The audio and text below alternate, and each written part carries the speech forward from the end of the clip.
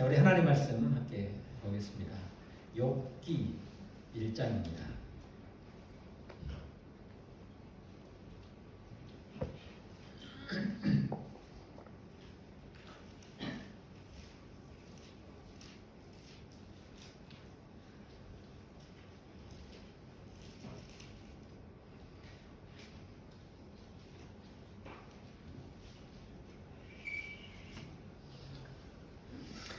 욥기 1장 1절부터 5절까지 우리 한 절씩 교독하겠습니다.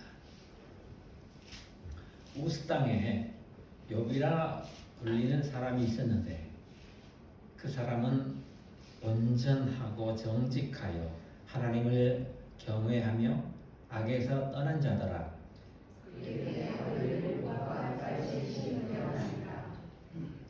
그의 소유물은 양이 7,000마리요 낙타가 3,000마리요 소가 500결이요 암나귀가 500마리이며 종도 많이 있었으니 이 사람은 동방 사람 중에 가장 훌륭한 자라.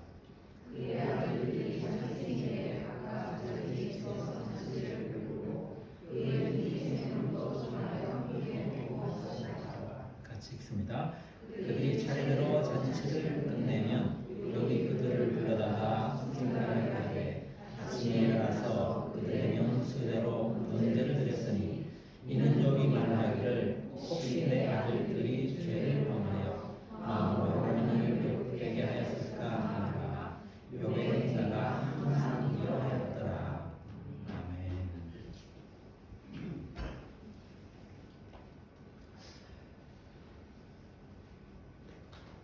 사람은 한평생 살다가 죽는 것은 정해진 일입니다.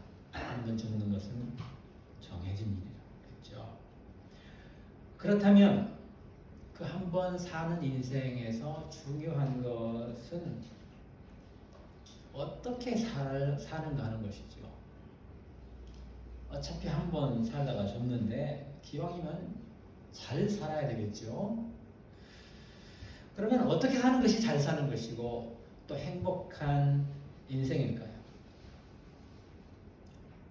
출세하고 또 성공하고 그래서 풍족하고 당당하게 사는 사람은 참 복받은 인생을 사는 사람이다 이렇게 생각할 수 있습니다. 그리고 또 큰 업적을 남기고 세상에 공헌을 많이 한 사람을 우리는 위인이라고 칭송하죠. 비록 그렇게 큰 성공은 못했을지라도 우리 보통 사람들이라 할지라도 그래도 누구나 의미 있고 또 행복한 인생을 살았으면 좋겠죠. 여기 한 사람이 있습니다. 오늘 본문 1절에 그렇게 말하지요. 우스 땅에 욥이라는 사람이 있었는데 이름이 욥이에요. 그 사람은 온전하고 정직하여 하나님을 경외하며 악에서 떠난 자더라. 자, 이보다 더 정말 훌륭하고 멋진 인생을 사는 사람이 있을까요? 그 사람에게 재산이 얼마나 있었는지, 얼마나 큰 업적을 남겼는지 하는 것은 별로 중요하지 않습니다. 설령 그가 죽을 고생을 하고 누구보다 더 고통스러운 세월을 보냈다 하더라도 그것도 사실은 중요하지 않아요. 풍족하게 멋있게 살았다거나 힘들게 고통스럽게 살았다거나 하는 것들은 그 사람의 인생을 가치 있게 만들거나 무의미하게 만드는 것들이 아니에요. 한 사람의 인생이 평가되는 것은 그 사람이 무엇을 가졌고 무엇을 했느냐 하는 것이 아니라 그 사람이 어떤 사람이었는가, 어떻게 살았는가 하는 것입니다. 욥은 온전하고 정직한 사람이었습니다. 온전하다는 것은 흠잡을 데가 없는 사람이었다 하는 뜻입니다. 또 정직하다는 것은 옳고 바른 사람이라는 것이죠. 여러분 지금까지 살면서 흠잡을 데 없는 사람 보신 적 있습니까? 아무리 인격이 훌륭하고 다른 사람들에게 칭찬을 받는 사람이라 할지라도 꼭 한두 가지 소문이 있게 마련이잖아요. 물론 저는 욥이 100% 훌륭한 사람이었다고는 생각하지 않습니다. 세상에 의인은 없나니 하나도 없다. 성경이 그렇게 아주 선언을 하고 있잖아요. 왜냐하면 모든 인간은 어느 누구 예외 없이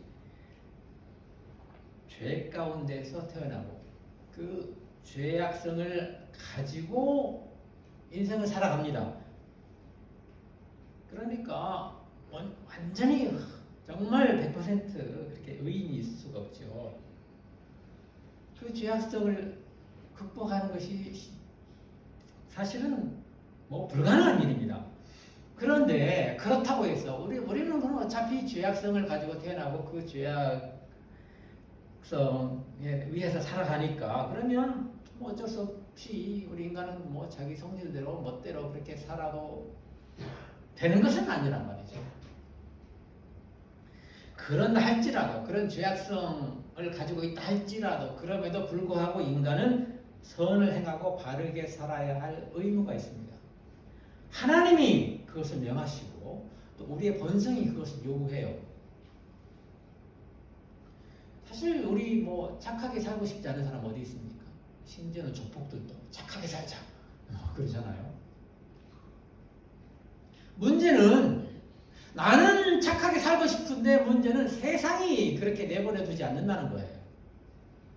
나뭇가지는 가만히 있고 싶은데 바람이 와서 막 부으니까 흔들리잖아요.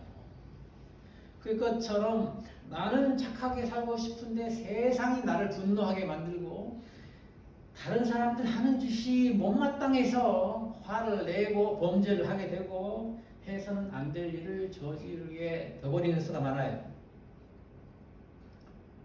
또 조금만 양심을 속이면 아주 큰 이익을 얻을 수 있는 일들이 있는데 그 유혹을 물리치고 정직하게 산다는 것이 너무 어려워요.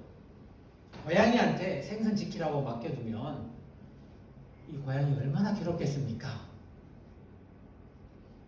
인간은 유혹 앞에 한없이 약한 존재입니다. 아무리 굳은 결심을 하고 마음을 독하게 먹어도 눈앞에 생선이 있는데 이거 안 먹고 참고 견디는 게 너무너무 어렵단 말이에요. 그러면 유혹에 넘어가서 지켜야 할 생선을 먹어버린 고양이는 잘못이 없는 것입니까?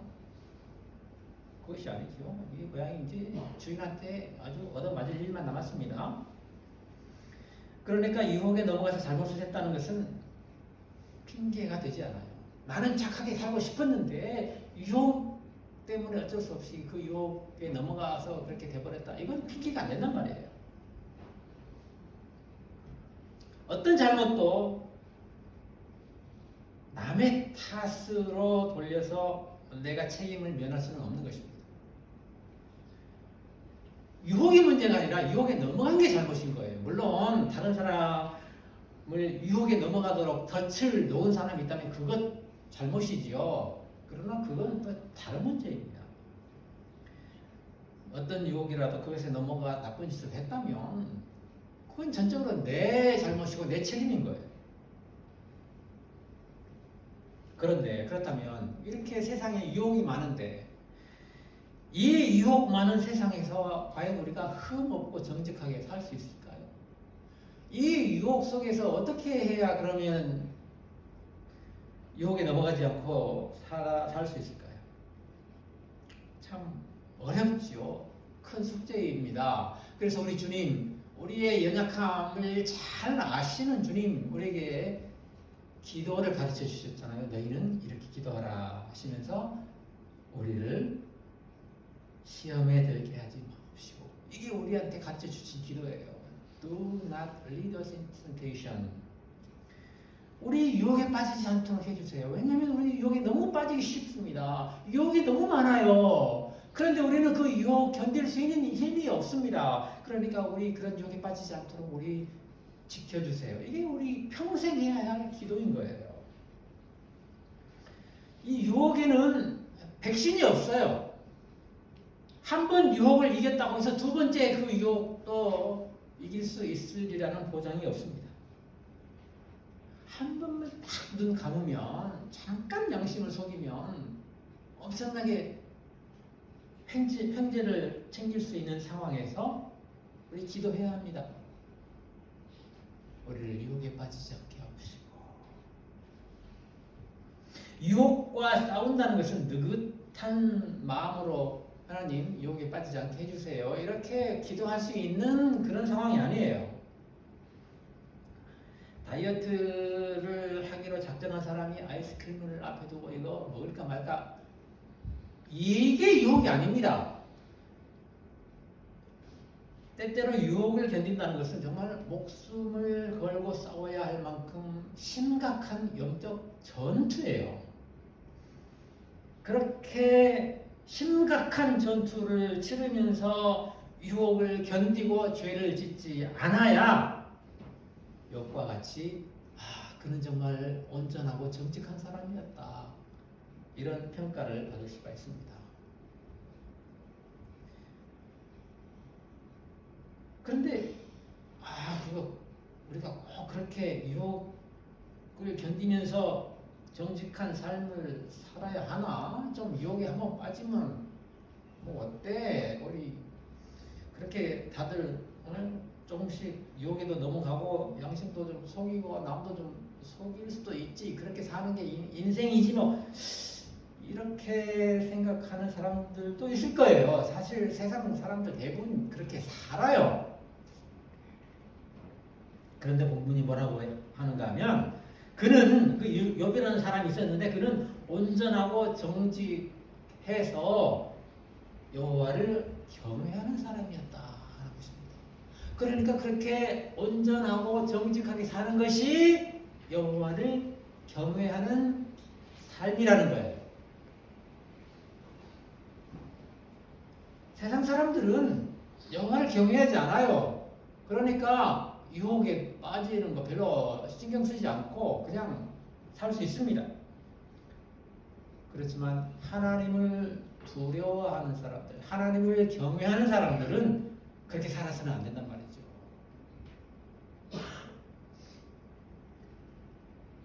결국 하나님이 우리에게 명하시는 것, 하나님이 우리에게 요구하시는 것이 바로 이거예요. 온전해라, 정직해라. 그러려면 우리는 유혹과 싸워야 되는 거예요. 만일 우리가 온전하고 정직한 삶을 포기한다면 그건 하나님을 경외하지 않겠다는 말이나 마찬가지입니다. 그런데 여러분, 오늘날 세상 사람들의 눈에 비친 교회, 기독교인들의 모습은 어떻습니까? 예수님이 이렇게 말씀하셨죠. 이같이 너희 빛이 사람 앞에 비치게 하여 그들로 너희 착한 행실을 보고 하늘에 계신 너희 아버지께 영광을 돌리게 하라. 마태복음 5장 16절. 그래서 이 예수님의 말씀처럼 세상 사람들이 우리 기독교인들을 보고 역시 하나님 믿는 사람들은 다르구나, 훌륭하구나, 이렇게 칭찬합니까? 그렇지 않습니다. 전혀 그렇지 않아요. 오히려 그 반대예요. 교수님이 이렇게 말씀하시더군요. 교회가 세상을 걱정하는 것이 아니라 세상이 교회를 걱정하고 있다. 지난 코로나 팬데믹을 지나면서 특히 한국 교회는 회복하기 어려울 만큼 타격을 입었습니다. 이 공동체가 맞닥뜨린 이 위기 앞에서 교회가 헌신하고 솔선수범해서 이 위기를 타개하고 극복하기 위한 노력을 거의 보여주지 못했어요. 오히려 이기적인 집단으로 그렇게 보이게 행동을 했습니다.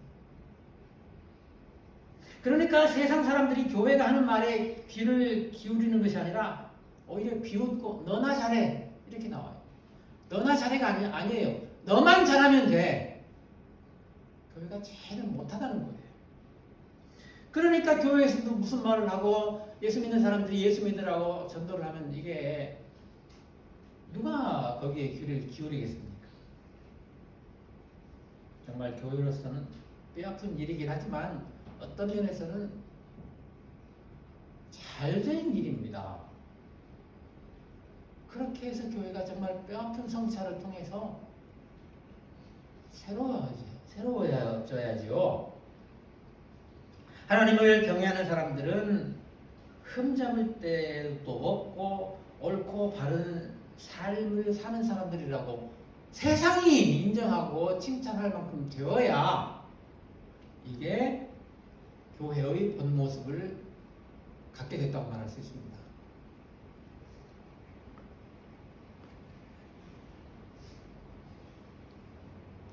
사실 그동안 한국 교회는 양적 성장에 굉장히 많은 노력을 했습니다. 아주 중요한 일입니다. 많은 사람들이 예수를 믿게 되는 것, 모든 사람들이 하나님의 백성이 돼서 하나님을 예배하는 것, 이것이 우리의 궁극적인 목표입니다. 우리 세상을 살아가는 그리스도인의 최종 목표예요. 예수님께서 그렇게 명령하셨죠. 그런데 양적 성장에 그렇게 많은 노력을 기울이면서 정말 중요한 본질을 경시하고 또 심지어는 잃어버린 면이 있습니다. 그래서 성공하고 일이 잘 풀리는 것은 하나님을 믿어서 복을 받은 것이라는 결과다. 이런 풍조가 암암리에 교회 안에서 이렇게 많이 생겨나게 된 것 같아요. 여러분, 하나님 잘 믿으면 잘 살고 부자가 될 수 있습니까? 70년대 한국교회 복음이 그거였어요. 그때는 한국 사회가 경제적으로 이렇게 또 성장하면서 또 교회도 부흥하고 이게 톱니바퀴가 마침 잘 맞아떨어졌어요. 그래서 예수 잘 믿어서 잘 살게 되는 것처럼 선전을 해도 먹혀 들어갔단 말이에요. 그런데 복음은 그게 아니거든요. 하나님을 잘 믿어도 사업 망할 수 있어요. 그걸 보고 누가 하나님 안 믿어서 사업 망했다고 그래요? 하나님 잘 믿어도 암도 걸리고요. 교통사고 나서 죽기도 하고요. 하나님 잘 믿는 거하고 인생 잘 풀리는 거는 크게 상관이 없습니다. 그러나 정말 확실하고 중요한 것은 하나님을 믿으면 돈 잘 벌고 건강하고 그것이 아니라 하나님을 믿으면 온전하고 정직해야 된다는 것. 이것만 확실한 일이에요. 이게 바로 하나님을 경외하는 모습입니다.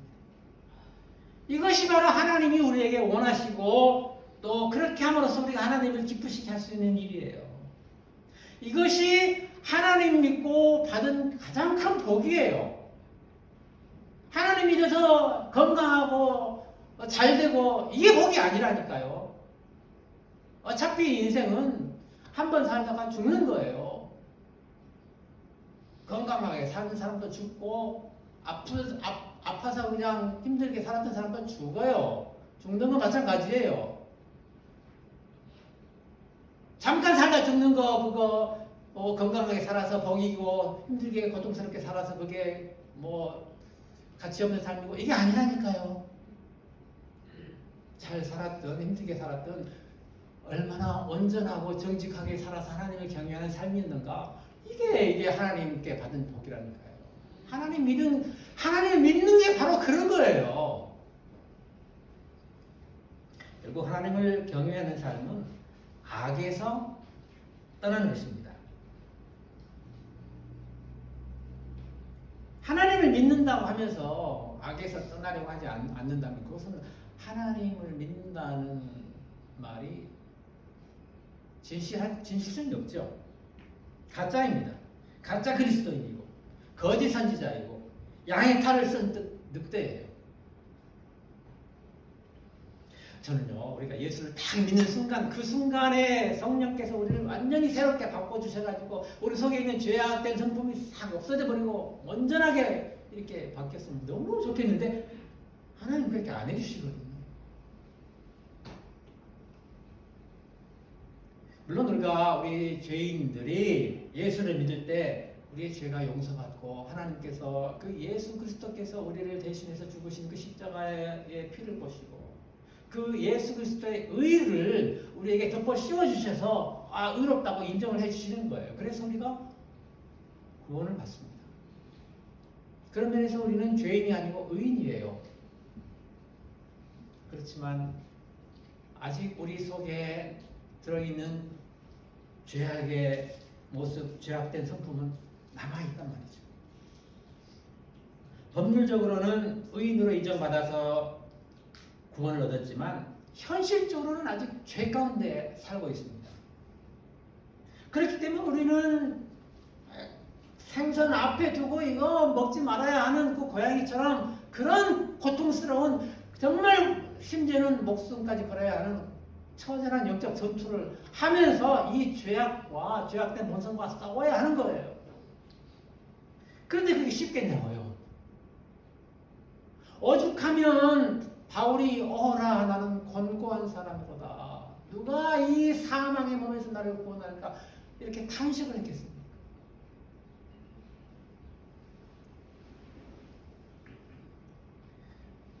그래서 우리가 나는 정말 온전하고 정직하게 하나님 공경하는 하나님 경외하는 삶을 살고 싶은데 그렇게 안 되고 자꾸 유혹에 넘어가고 죄악에 넘어지는 내 자신을 발견하면 어떻게 해요?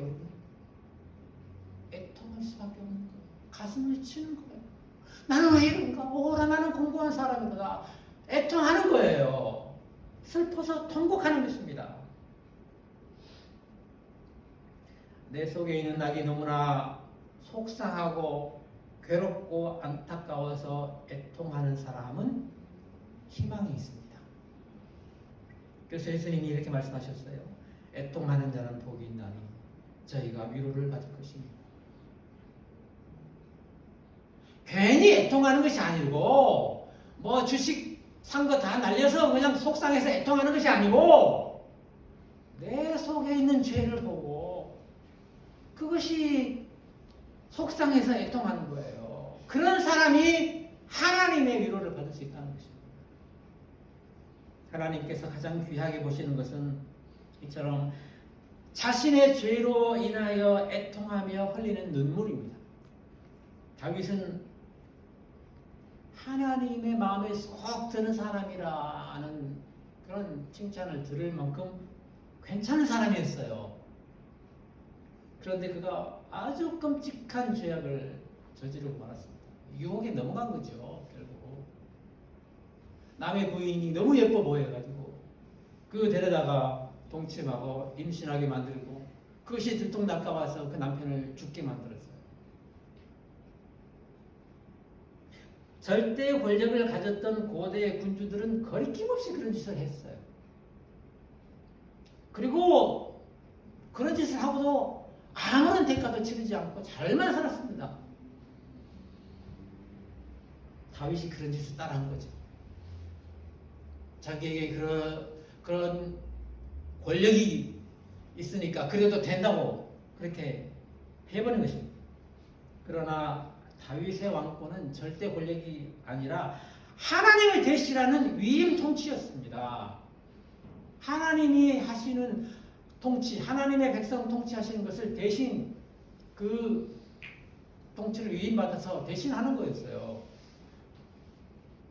그러니 이제 다윗은 하나님한테 죽을 짓을 한 것입니다. 죽을 일만 남은 거예요. 생선 잘 지키라고 고양이한테 맡겼는데 고양이가 그거 먹어버린 거나 똑같죠. 나중에야 자기 죄의 심각성을 깨달은 다윗은 애통하기 시작했습니다. 사실 그 애통하는 것이야말로 다윗이 살아날 수 있는 유일한 방법이기도 하죠. 다윗이 얼마나 애통했는가 하면 그때 그가 시를 썼는데 밤마다 침상을 눈물로 띄우나이다. 참 다윗 참 그 시자 감각이 대단해요. 그 와중에도 얼마나 눈물을 흘렸는지 침대가 둥둥 떠다니다. 그나마 왕의 침대 같으면 상당히 크고 무거웠을 것 같은데 다윗이 그랬다면 우리는 어떻습니까? 다윗이 우리보다 성품이 악하고 못된 사람이었습니까? 절대 그렇지 않습니다. 다윗은 정말 괜찮은 사람이었어요. 훌륭한 사람이었습니다. 인격이 훌륭했어요. 그렇다면 그런 다윗도 그렇게 침상을 둥둥 띄울 만큼 눈물을 흘리며 애통을 해야 했다면 우리는 어떠해야 합니까? 우리는 얼마나 더 애통하고 더 회개의 눈물을 흘려야 하겠습니까? 우리가 하나님 앞에 엎드려 기도할 때 제대로 된 그런 믿음을 가진 사람이라면 가장 많이 하는 기도가 회개의 기도일 것 같아요. 우리 기도할 때 보통 뭐 주세요, 뭐 주세요, 어떻게 해주세요 이런 기도 많이 하지만은 정말 제대로 된 기도는 회개의 기도가 아닐까. 제가 전에 제자 훈련을 인도하는데 거기에서 어떤 집사님이 이렇게 말씀하셨어요. 기도할 때마다 회개할 것밖에 없습니다. 제가 지금까지 들었던 신앙 고백 중에서 가장 제대로 된 신앙 고백이었다고 생각합니다. 어쨌든 다윗은 애통하는 자에게 하나님께서 위로를 주신다는 사실을 경험했습니다. 그래서 이렇게 또 얘기를 하지요. 허물의 사함을 받고 자신의 죄가 가려진 자는 복이 있도다. 다윗 죽을 죄를 지은 사람이었습니다. 이거 하나님이 당장 이거 신뢰하시고 큰 벌을 내리셔도 뭐 할 말이 없는 상황이었습니다. 그런데 그 애통하고 자기가 저지른 그 죄에 대해서 정말 그렇게 심각하게 하나님 앞에 회개했을 때 하나님이 그것을 용서해 주시고 그 죄를 없는 것을 해주시는 이 은총을 다윗이 경험하니까 그야말로 애통하는 자에게 위로해 주시는 것을 경험한 거죠. 우리는 아무리 훌륭한 인격이 훌륭한 사람이고 또 날마다 그렇게 애를 쓴다 할지라도 어쩔 수 없는 죄인입니다. 그런 우리가 악에서 떠날 수 있는 길이 있다면 이것은 이처럼 자신의 죄악을 슬퍼하며 회개하고 애통하는 것입니다. 하나님은 상하고 통회하는 심정을, 통회하는 마음을 멸시하지 않으신다. 시편 51편 17절에 이렇게 말씀하시죠.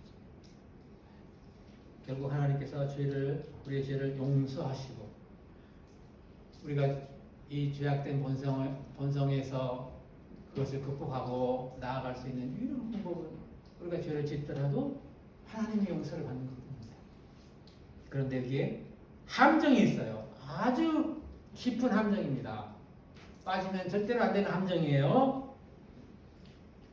하나님께서 우리가 참 다윗과 같이 그렇게 끔찍한 죄를 지었어도 용서해 주시는 것처럼 우리가 죄를 애통해야 하고 회개할 때 용서해 주시는 거 얼마나 놀라운 일입니까? 그런데 아무리 좋은 것도 악하게 사용하면 유익하지 않습니다. 회개하면 어떤 죄라도 용서해 주신다고 하니까 이게 죄 짓는 게 뭐 대수롭지 않은 거예요. 왜냐하면 회개하면 되니까. 어떻게 합니까 이거? 죄 지을 때 그냥 마음대로 해버리고 아이고 하나님 잘못했어요. 용서해 주세요. 그러면 뭐 다 해결되는 것입니까? 그렇게 해서 어떻게 애통하는 자에게 약속된 위로를 받을 수 있습니까? 애통하지도 않는데 어떻게 위로를 받을 수 있어요? 무슨 위로가 필요해요? 그래도 우리 개신교인들은 좀 그런 면에서는 좀 덜 합니다.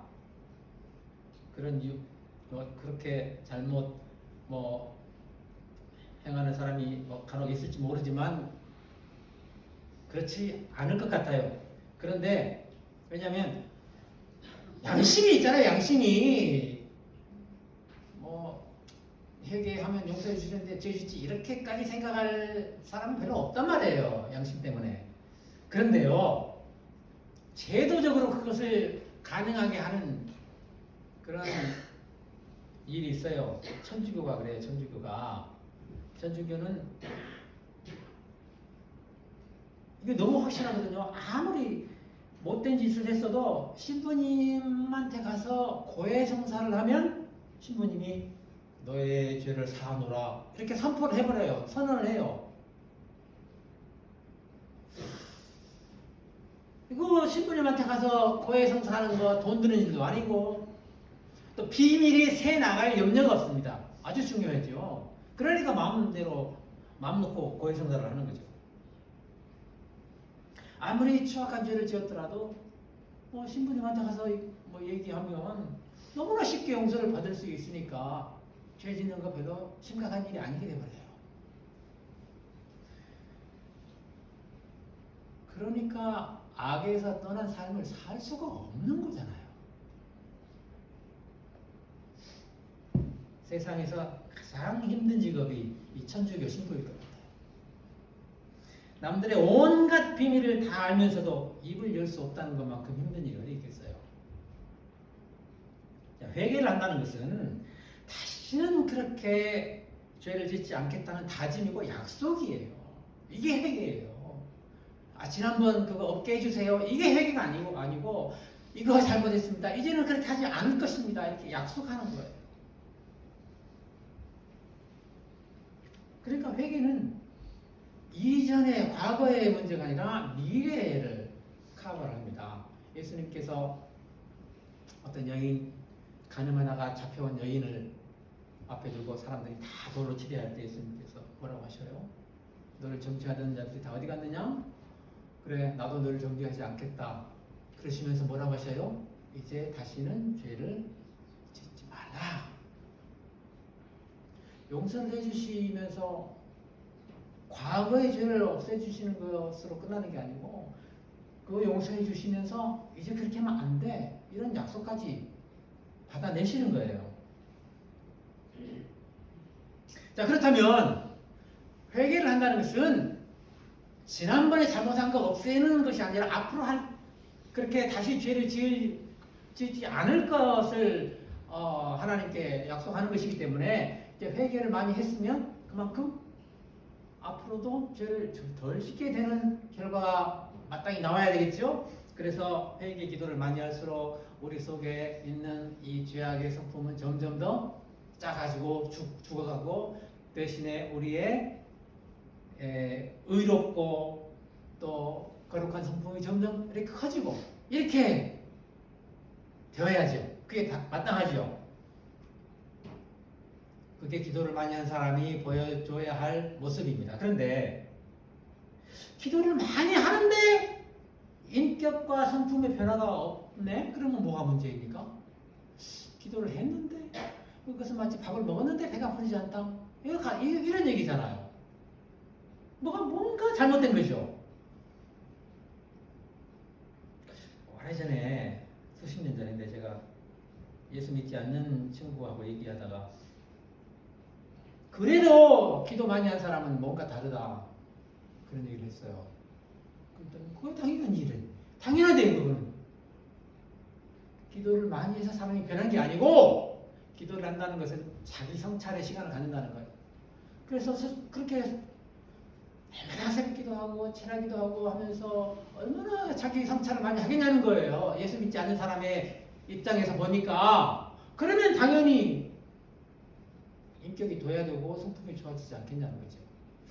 그래서 맞는 말이기도 한데 근데 또 기도하고 기도해서 사람이 거룩하게 되었다는 얘기를 하고 싶은데 그렇게 또 얘기하니까 참 마땅히 이렇게 대꾸할 수도 없고 하여튼 그런 생각을 한 적이 있습니다.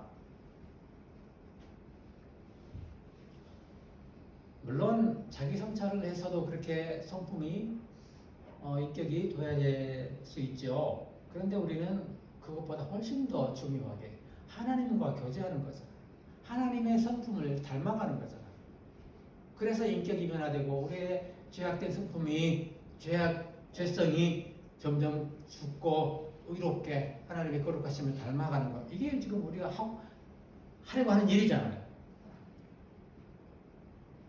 그런데 어떤 경우는요, 기도를 많이 하신 분들하고 얘기를 하다 보면 말이 안 통해요. 말이 생각이 꽉 막혀가지고 그냥 자기 독선에 가득 차 있어요. 하나님이 그렇게 말씀하셨대요. 자기한테 말도 안 되는 얘기를 하면서 자기 확신에 가득 차가지고 하나님이 계시하셨다는데 뭐 내가 무슨 말을 해요. 하나님이 그러셨다는 자, 우리가 욥을 칭찬하고 사랑하는 이유는 그가 정말 재산도 많고 그러면서도 좋은 일도 많이 하고 훌륭한 삶을 살아서가 아니에요.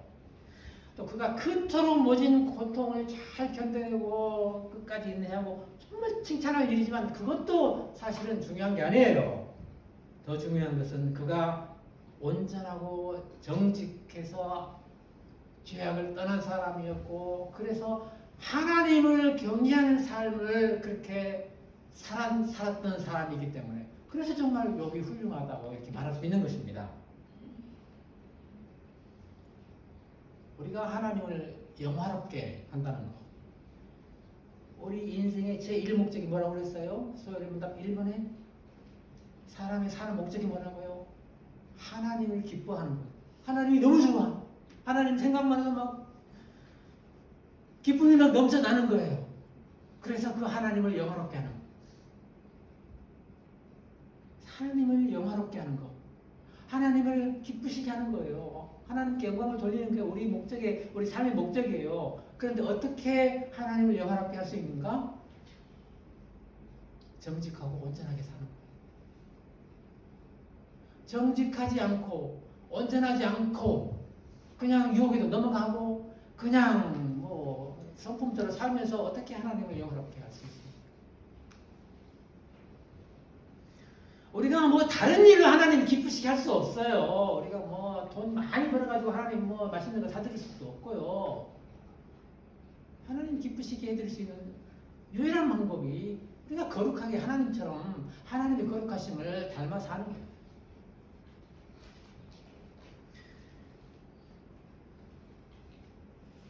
우리가 그렇게 살 때, 우리 물론 세상 사람들로부터 칭찬받기 위해서 뭐 그렇게 살아야 되는 건 아니죠. 그렇지만 우리가 그렇게 살면 당연히 세상 사람들로부터 칭찬을 받게 되고 그 칭찬은 결국 하나님께 또 돌아가게 됩니다. 참 이 어둡고 유혹 많은 세상이죠. 나는 착하게 살고 싶은데 막 바람이 와서 흔들어대니 참 그렇게 쉽게 정직하게 살기 힘든 그런 세상입니다. 유혹 많은 세상이에요. 그러나 이런 세상에서 여러분 아무런 유혹도 없고 뭐 아무런 무슨 바람도 없는 데서 가만히 있다고 뭐 그건 칭찬받을 일이 아니지 사실은. 유혹 많은 세상에서 그 유혹 견디면서 참고 이겼을 때 그게 잘한 거지. 그래서 우리 이 유혹 많은 세상, 이 어두운 세상에서 정말 흠잡을 데 없는 올바른 하나님의 백성으로 한번 잘 살아봅시다. 그렇게 멋진 인생 살아가는 여러분 다 되시기를 축복합니다. 기도하겠습니다. 하나님, 우리 정말 하나님의 자녀 되어서 하나님 닮아가 하나님께서 기뻐하시는 대로 참 살고 싶습니다. 그래서 하나님께 칭찬도 받고 또 세상 사람들에게 예수 믿는 사람들이 이렇게 사는 것이라고 보여주고도 싶습니다. 그런데 사실 우리 사는 모습 참 그렇지 못하고 부끄럽고 죄송스러울 때입니다. 하나님, 우리의 약함을 불쌍히 여겨주시고 용서해 주시고 날마다 성령 하나님께서 우리 마음 채워주시고 새 힘 주셔서 예수님의 성품 배우고 하나님의 마음 깨달아가면서 유혹 많은 세상 이기고 온전하고 정직하게 그래서 하나님 경외하는 거룩한 성도로 살아갈 수 있도록 믿음 더하여 주시고 힘 주시옵소서. 우리 주 예수님의 이름으로 기도합니다. 아멘.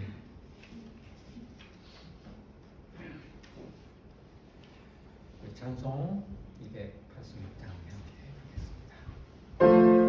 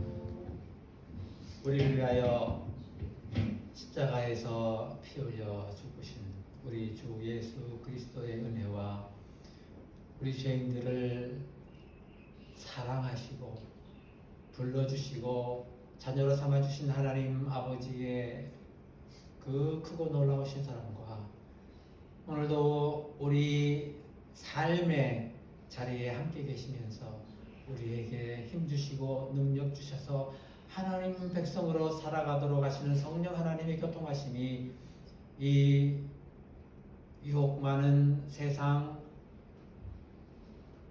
하나님 경외하며 정직하고 온전하게 살기를 원하는 이 모든 주님의 자녀들에게 지금과 또한 영원 무궁토록 함께 있을지어다.